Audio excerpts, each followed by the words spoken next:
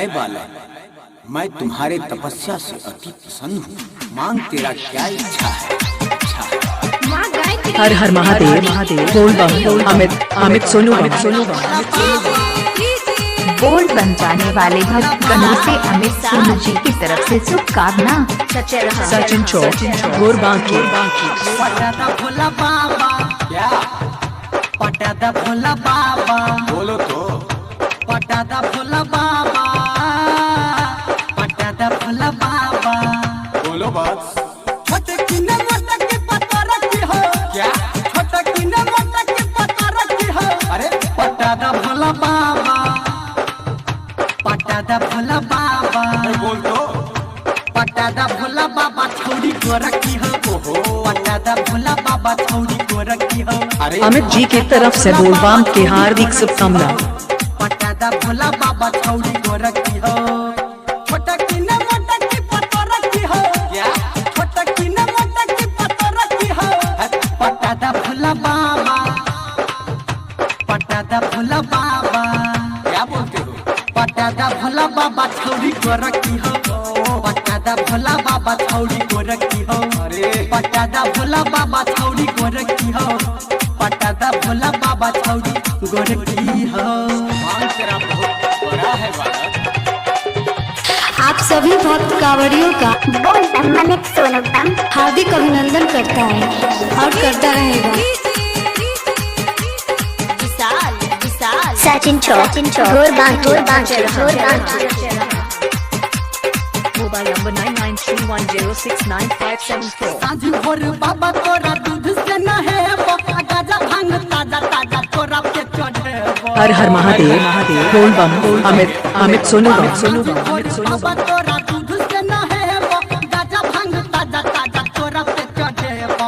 छोट नहीं सियान दादा बढ़ती हो। ओके। छोट नहीं सियान दादा बढ़ती हो। पटादा भोला बाबा, क्या? पटादा भोला बाबा, बम बम लहरी। पटादा भोला बाबा छौड़ी को रखी हो। पटादा भोला बाबा छौड़ी को रखी हो। पटादा भोला बाबा छौड़ी को रखी हो। पटादा भोला बाबा छौड़ी को रखी हो। परेशान मत कर बालक। हर हर हर हर महादेव महादेव। बोल बम अमित बम अमित बम।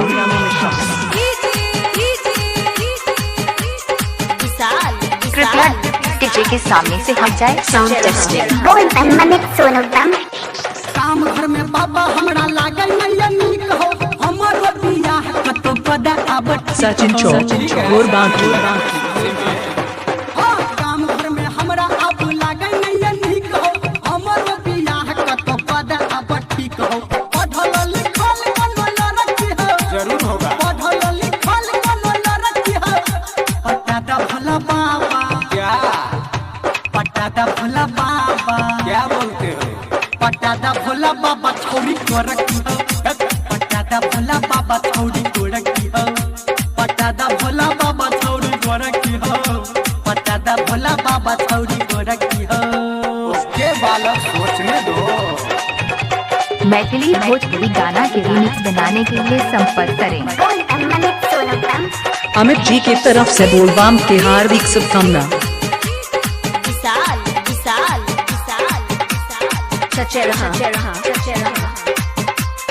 Mobile number 9931069574। संतोष मामा हमर कहे बार बार हो। धर्मेंद्र भागिन के जड़ल छे कपार हो। बोल बन जाने वाले भक्त गणों से अमित सोनू जी की तरफ से शुभकामना। कहे बार बार हो। धर्मेंद्र भागिन के जड़ल छे कपार हो। कुछ सलवार लट खरती हो। अच्छा। कुछ सलवार लट खरती हो। ओहो। पटादा भोला बाबा, क्या? पटादा भोला बाबा, बोल तो। पटादा भोला बाबा छौड़ी को रखी हो। पटादा भोला बाबा छौड़ी को रखी हो। पटादा भोला बाबा छौड़ी को रखी हो। पटादा भोला बाबा छौड़ी को रखी हो।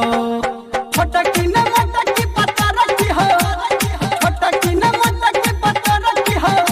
पटादा भोला भोला बाबा छौड़ी गोरखी बोल बन वाले भक्त गणों से अमित सोनू जी की तरफ से शुभकामनाएं। अमित जी की तरफ से बोलबाम के हार्दिक शुभकामनाएं। भोला बाबा छौड़ी सचिन चौक घोर बांकी। लगता है बालक नहीं मानेगा तथास्तु।